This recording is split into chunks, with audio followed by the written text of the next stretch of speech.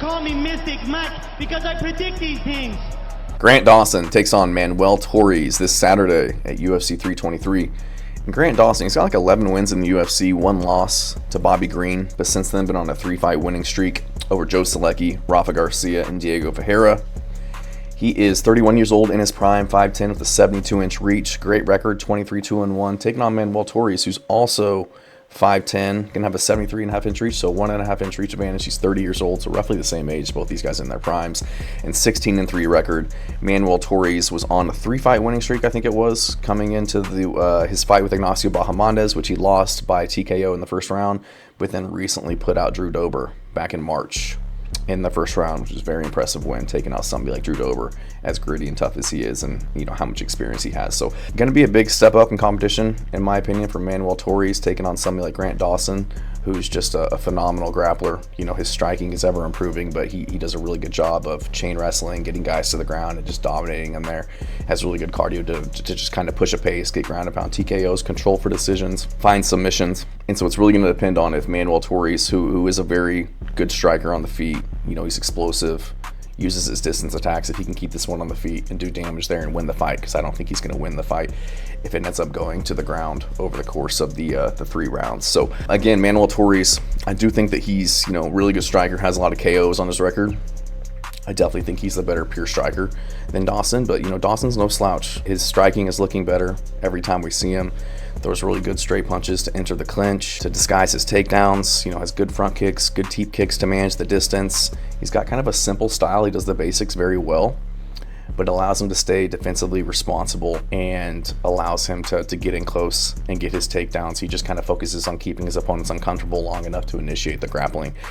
In his most recent fight, he was throwing like a spinning heel kick against Diego Ferreira, turning side kicks, things like that. So his striking is evolving, but he also has gaps. He'll throw naked strikes that aren't really set up with a jab or with feints or with any type of head movement. He'll throw, single left hands, single right hands, throws naked leg kicks without anything in front of him that I feel like he can get countered off of. And I just feel like there's openings in general on the feet. We've seen him get hurt in the past. We've seen him KO'd by Bobby Green 4 fights ago, I think it was. But he does do a good job of feinting his takedowns constantly to keep you guessing, which kind of allows him at times to be somewhat basic and rudimentary on the feet. And I feel like his feints, his takedowns, his grappling game really opens up his kicking and his boxing game and just makes his striking a little bit more successful than it otherwise would be in a pure striking match. So I do think that Torres can have success with the front kicks and the step-in knees, just using his long, straight punches to keep Dawson at bay, kind of keep him from timing him and closing the distance to find his takedowns, slamming leg kicks on him to slow him down, take away a little bit of his explosivity, not allow him to move as well, to shoot in for takedowns, and to work the body. Work the body shots, knees, rip the liver shots, just his natural underhooks. When Grant Dawson does shoot, he's already going to have his hands low and in place to dig underhooks and defend the takedowns. I think that Dawson, he might be a little bit outmatched on the feet here, but I think if the striking isn't going the way that he wants, he can always just shoot takedowns and, kind of spam takedowns, get to the clinch and work from there. He's got really good cardio, which allows him to do that for 3 hard rounds. And I just think he'll kind of keep Torres guessing with the feints, unsure when the shots are coming, unsure if he's throwing hands, if he's shooting takedowns. And I think that he'll be kind of getting Manuel Torres to bite on him, get him to be a little uncomfortable and frustrated on the feet to where he's overextending on his strikes. We saw him do that a few times in his last fight against Bahamondes and paid for it each time, getting caught and getting dropped and eventually put away. So Manuel Torres likes to come in and throw with big power, throw with bad intentions, pushing aggressively.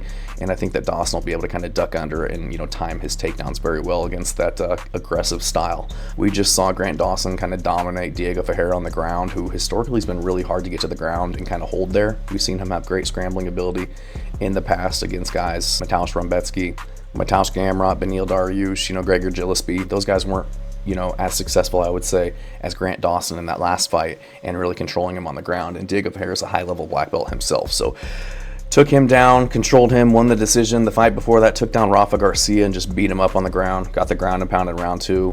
And, if you look at Rafa Garcia's background and his resume, it's a pretty good feather in your cap. He's usually pretty hard to just kind of dominate like that. We haven't really seen him get beat up like that in the past. He's a pretty tough, strong dude. And then Grant Dawson, he beat Damir Ismagulov, 27-3 Damir Ismagulov.